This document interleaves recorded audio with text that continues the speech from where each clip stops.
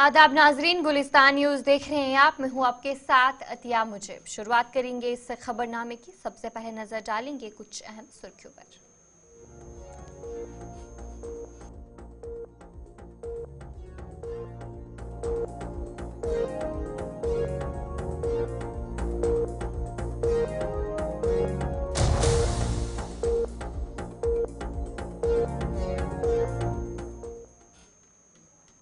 तो चलिए अब पेश है खबरों की तफसील। रोड ट्रांसपोर्ट और हाईवेज के मरकजी वजीर नितिन गडकरी ने आज ऐवान में कहा कि मुल्क में सड़क हादसात का न थमने वाला सिलसिला जारी है और जो इकदाम उठाने चाहिए वो पूरी तरह से नहीं उठाए जा रहे हैं, जबकि सड़क हादसात को रोकने के लिए अवाम का भी ताउन जरूरी है। माननीय सभापति महोदय, हमारे देश में दुर्भाग्य ये है कि रोड एक्सीडेंट की संख्या लगातार बढ़ रही है। 4,80,583 क्रैशेस हुए और मरने वालों की संख्या जो 1.5 लाख थी वो 1,72,890 हुई है। नीति आयोग और एम्स के रिपोर्ट में ये आया है कि 30% ऑफ द टोटल डेथ जो है वो ड्यू टू जो मेडिकल इमरजेंसी में जो सर्विस मिलनी चाहिए, एक्सीडेंट जिनका होता है उनको न मिलने के कारण मृत्यु होती है। और इसलिए ये कैशलेस ट्रीटमेंट की स्कीम लाई है। इसमें जो व्हीकल इंश्योरेंस होगा उसमें 7 दिन तक का खर्चा या 1.5 लाख रुपए, इसमें से जो भी होगा उतना 1.5 लाख रुपए तक वो उनको तुरंत मिल जाएगा। ये हमारा जो प्लेटफॉर्म है आयुष्य का और हेल्थ कमीशन का, स्टेट गवर्नमेंट के नेशनल हेल्थ अथॉरिटी और उनके coordinate police, hospital, state health agency तुरंत ये पैसा। दोबारा पत्र लिखूंगा और आपके जिले में ये एक्सीडेंट कम हो इसके लिए आप सब लोग सहयोग करें और इन लोगों की जान बचाएं। मैं और आपको एक दुखद बात बताना चाहता हूं कि ये जो 1,78,000 लोग मर रहे हैं उसमें से 60% लोग 18 से 34 एज ग्रुप के हैं। यंग लड़के हैं, इंजीनियर है, डॉक्टर है। कोई रास्ते पे जाते जाते स्कूटर पर हेलमेट न पहनने के कारण 30% लोग मर गए। रेड सिग्नल है, पालन नहीं करते हैं। अभी भी कानून के प्रति डर भी नहीं और सम्मान नहीं, ऐसी विचित्र अवस्था है। आपके सहयोग से आप जरूर करिए, ये मैं आपके मार्फत सदन को आह्वान करता हूं और आपने जैसे आदेश दिया है मैं तुरंत फिर से पत्र लिखता हूं। स्वीडन ने 0 किया है, नो एक्सीडेंट। बहुत से देशों ने रिकॉर्ड किया। मैं जब वर्ल्ड कॉन्फ्रेंस में जाता हूं तो मुंह छुपाता हूं, क्योंकि सबसे गंदा रिकॉर्ड अगर वर्ल्ड में किसी का है तो हमारे देश का है। और मैं आपको बहुत ट्रांसपेरेंट हूं, इसलिए सीधी बात बता देता हूं कि मैंने ये कहा था कि 2024 समाप्त होने के पहले 50% डेथ और एक्सीडेंट हम कम करेंगे। कम तो हुए नहीं, उल्टा एक्सीडेंट और बढ़ गए। और ये एक ही सब्जेक्ट है कि जिसमें हमारे डिपार्टमेंट को सफलता नहीं मिली। उसके वेरियस रीजंस हैं। मैं आपको यही बताता हूं कि जब तक समाज का सहयोग नहीं मिलेगा, ह्यूमन बिहेवियर नहीं बदलेगा, कानून के प्रति सम्मान पैदा नहीं होगा, तब तक ये मुश्किलें है। आप सबके सहयोग से पहला तो टारगेट हमारा फेल हो गया और उसको स्वीकार करने में मुझे कोई संकोच नहीं है, क्योंकि सच्चाई है। पर इसके बाद फिर हम तेजी से और काम को लगे। आपके सहयोग से हम निश्चित रूप से आगे कोई टारगेट तो तय नहीं किया पर कम करने की लगा।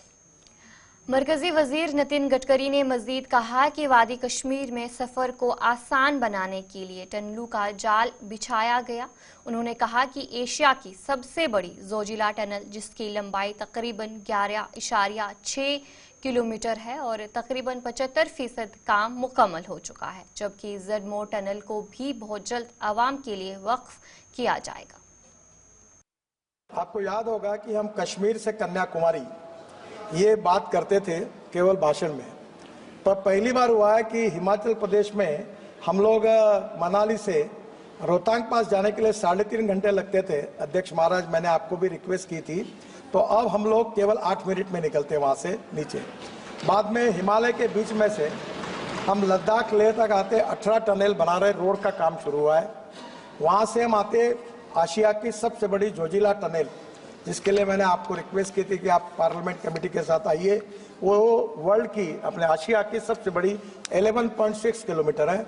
और मुझे कहते हुए आपको अभिमान होता है कि ये टनल की एस्टिमेटेड कॉस्ट 12,000 करोड़ थी। हमने 1 साल मेहनत करके वो 5,600 करोड़ में 5,000 करोड़ इसमें बचा है।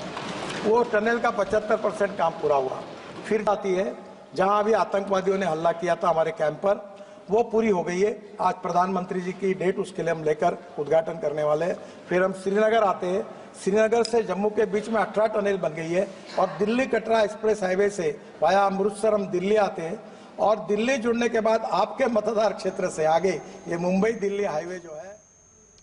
राजौरी के कंडी बुधल में आज एक और अफसोसनाक वाकया पेश आया, जहां अचानक खाना खाने के बाद कई अफराद बीमार हो गए। एक बच्चा बेहोश होकर कंडी अस्पताल लाया गया, जहां 7 साल इस मासूम बच्चे की मौत वाक़या हुई, जबकि उसके 2 भाइयों को राजौरी मेडिकल कॉलेज मुंतकिल किया गया, जिनमें से एक की हालत तशवीशनाक बताई जा रही है। तफसीलात के मुताबिक मोहम्मद रफ़ीक के तीनों बच्चे अचानक बेहोश हो गए, जिनमें से एक की मौत वाक़या हुई। वाज़ह रहे कि 4 रोज़ कबल मोहम्मद फजल और उनकी अहलिया के समेत 4 बच्चे भी इसी हालात में पाए गए थे, जिनमें से 2 बच्चियां और एक बेटा समेत मोहम्मद फजल की मौत वाक़या हो गई, जबकि उनकी अहलिया और एक बच्चा जम्मू में ज़ेर इलाज है। इसी पर हमारे नुमाइंदे ने जमशीद मलिक ने सुप्रीडेंट जीएमसी राजौरी से तफसीलात फराहम की। जैसा कि अभी आप देख रहे हैं, हमारे पास 2 बच्चे यहाँ पे हमने रिसीव किए हैं। अभी कोई 20 मिनट पहले यहाँ पे बच्चे पहुँचे हैं, तो उसमें से एक बच्चा तो अभी स्टेबल है और दूसरा थोड़ा सा सिक लग रहा है, उसको हम ट्रीटमेंट दे रहे हैं।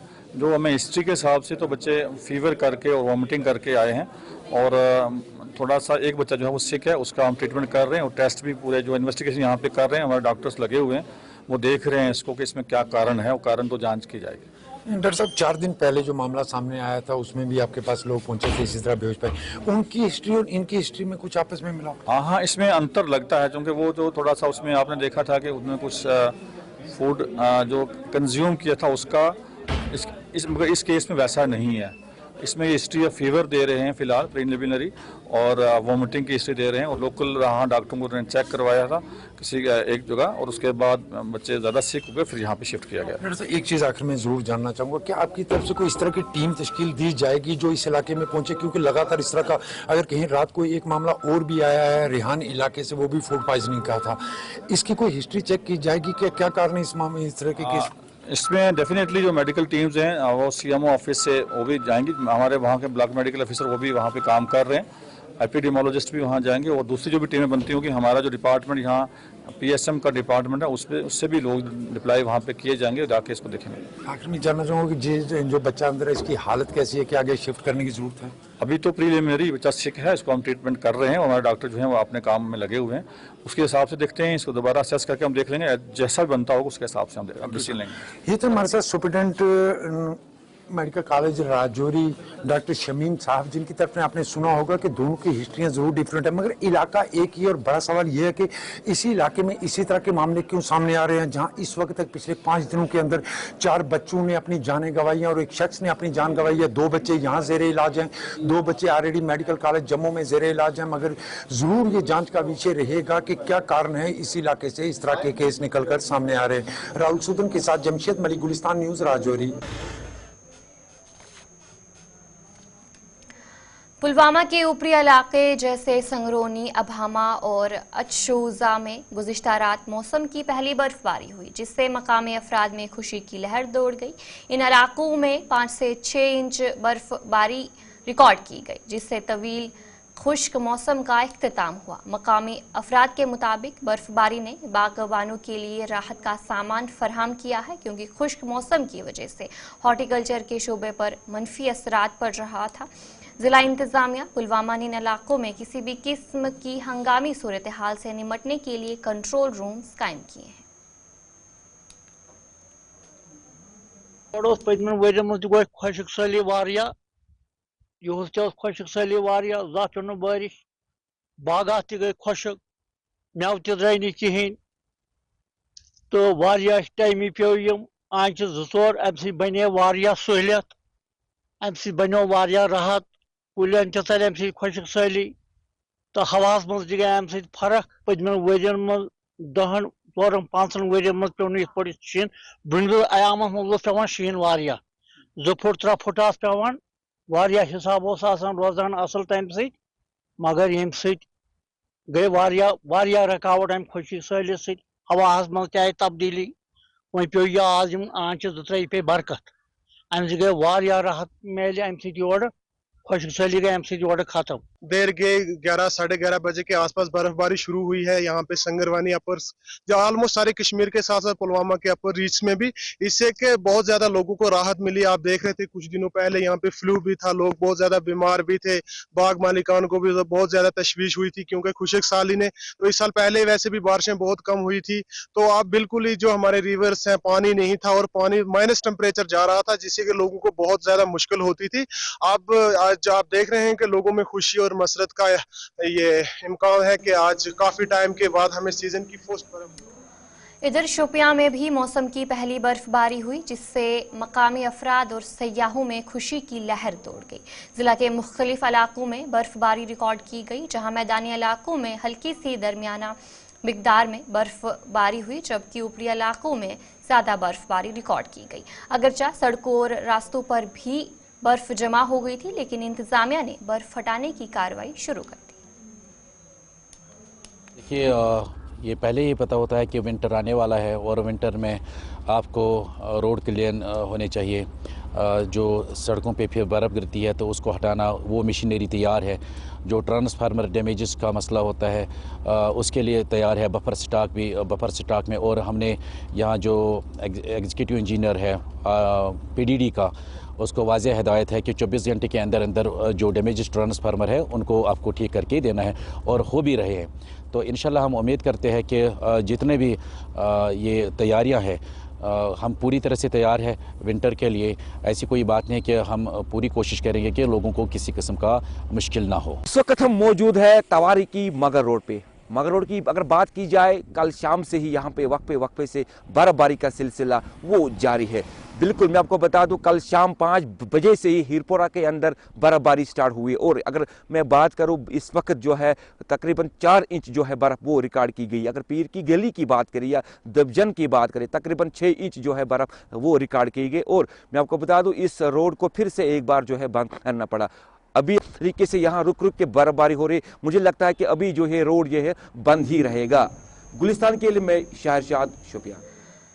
कुलगाम जिले के गांव पोनिवा में गुज़िश्ता रात आतिशज़दगी में 3 रिहायशी घर मुकम्मल तौर पर जलकर खाकसतर हो गए, जिनमें 3 खानदान बेघर हो गए। मकामी लोगों के मुताबिक आग मुख्तार अहमद भट्ट के घर से शुरू हुई और फिर 2 दीगर घरों तक फैल गई, जिससे 3 घरों में रिहायशी पजीर 4 खानदान मुतासिर हुए। फायर टेंडर्स फौरी तौर पर मौके पर पहुंचे, ताहम आग पर काबू पाने से पहले ही घरों को आग ने मुकम्मल तौर पर तबाह कर दिया था। मुतासर अफराद ने हुकूमत से मदद की अपील की है। मेन नाव मोहम्मद हुसैन भट्ट, बहुत पोन्यू नंबरदार। यह गो रोज 3 बजे नार इजहार गुलाम मोहद्दीन मकानस मज। तम पे वुचन गो यह 3 मकान मान नीन छठ मारित। पे आए फायर सर्विस आई, तमो कोर हेल्प ये मज। तम आए मौकस पे, तमो कोर नार छवरान कोशिश, क्या अगर न तम मौकस पे आया यह ग पूर सोरे खजनार। वह गो सिलेंडर, अत गो लक्ष बदिस नुकसान, अत मान ओथा इस गुलाम मोहद्दीन यह बिजनेस तरान, अत मज रॉपियस 5 लाख दपान मे गर कैश, तम गई अमी नार भुज। अमिस ना रूद न कहें, रूज वत पे, आए वकल वत पे। वहाँ सर सन अपील ये गवर्नमेंटस सर अपील करान, ये DC साहबस करान अपील सर, यमन गो रिलीफ वंद वोल, ये शीन इन वोल, यम कोत गन सर। सन अपील ये गवर्नमेंटस तान, DC साहबस तान कि मेहरबानी करके उनको तवज्जो देना। और 2 बज गोमुत स्टाफ ना 2 बज गई हुशार, अत दम गोमुत, मगर पे क्या कर गर वेट हेच कर कहें, गर वेट दो सोरे। बे दिम नकद 3 लाख, बे यमिस कोर 4 लाखन सोन, हमिस कोर दोम 3 लाखन सोन। सम ये थोमुत ये जाए वंद मदफा पथा क्या करो डेर वंद वो सड़क पे आज पन बस गबर मे कुछ दी। अगर मे सरकार क्या मदद कर सह गई तुज मेहरबानी, तुम कोशिश। बात है तकरीबन रात के 3:10 हुए थे, तो जब हम बाहर से ही कोई आवाज आ रही थी कि आग आग आग, जब हम जाग गए तो हमने सोचा कि किसी हमसाये के घर में आग लगी है।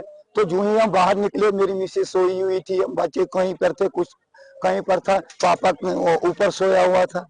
तो जब हम बाहर निकले तो 3 मकान पूरे जल मंतजाद में आ चुके थे उस वक्त। तो जब हम बाहर निकले, हम कुरान के से हमें सिर्फ कुरान हाथ में आया, बस वही हम बचा सके घर में। सब कुछ जो हमने इन सालों में कमाया वमाया था, सब कुछ खाक हो गया, सब मिट्टी में मिल गया। सर कैश भी था, सब कुछ जेवर थे, मेरी बहन के जेवर थे, मेरी मिसेस के जेवर थे, मेरे अपने कुछ जेवर थे, वो भी खत्म हो गए, कुछ भी हाथ नहीं लगा। हम जख्मी हो गए। मेरा पापा तकरीबन 60% 100% जख्मी है, कुछ भी नहीं निकला। तो वो अनकॉन्शियस हो गए, हमारा काम नहीं, दिमाग भी काम नहीं कर रहा है। तो जब हम वो सारा धुआं, लिहाफ जल गए, सब कुछ जो। तो अब आने वाला सीजन जो है, हम रोड पर आगे आने वाला सीजन है, ये तो विंटर का सीजन है। अब हम आला हुकाम से ये अपील करते हैं कि अगर आपके जरिए से कुछ इमदाद हो सके, ताकि हम इन महीनों में थोड़ा हमें रिहेबिलिटेट किया जाए, ताकि हम तो सड़क पर आ गए हमारे। मेंबर असेंबली बिजबिहाड़ा सिरगफूरा बशीर अहमद वीरी ने आज सिकदस सिरगफूरा पुल को दोबारा काबिल आमद व रफ्त बनाने के बाद इसका इफ्तिताह किया। इस मौके पर SCRNB अनंतनाग और दीगर अफसरान भी मौजूद रहे। वीरी ने आवाम से अपील की कि वो इस पुल पर 18 टन से जायद वजन वाली गाड़ियां ना चलाएं, ताकि पुल की सलामती को यकीनी बनाया जा सके। सबसे पहले तो मैं अल्लाह का शुक्रगुजार हूं, और उसके बाद हमारे अशफाक साहब है, SC साहब है, RNB के प्रोजेक्ट कंस्ट्रक्शन डिवीजन के हमारे आशिक साहब है, और यहाँ पहलगाम के शहजान साहब है, और इनकी पूरी टीम, RNB की टीम, इनके चीफ इंजीनियर एजाज साहब जिनसे मैंने बात की, उनसे इन सबको मैंने गुजारिश की। हालांकि कोई प्रोविजन नहीं था, इनके पास पैसे अवेलेबल नहीं थे, तो फिर भी मैंने कहा कि यार, मैं एज MLA आपको पहली गुजारिश कर रहा हूं, ये हमारे 3 इलाकों का मसला है। यहाँ शांगस है, पहलगाम है और बिजबिहाड़ा है। 3 इलाकों के लोग यही रास्ता इस्तेमाल करते हैं और इसी रास्ते से आते जाते हैं। बहुत बड़ा लोगों का एक बड़ी तादाद है जो इस ब्रिज को इस्तेमाल करते हैं। तो इन्होंने उस गुजारिश पे अमल करके, पता नहीं कहाँ से उधर इधर से पैसे इकट्ठे करके, तो इस ब्रिज को हंगामी हालात में इसके लिए लॉजिस्टिक्स और मैन एंड मटीरियल भेजा। तो मैं इनका भी शुक्रगुजार हूँ, और अल्लाह के फजल करम से हमने आज इसको ट्रैफिक के लिए खोल दिया।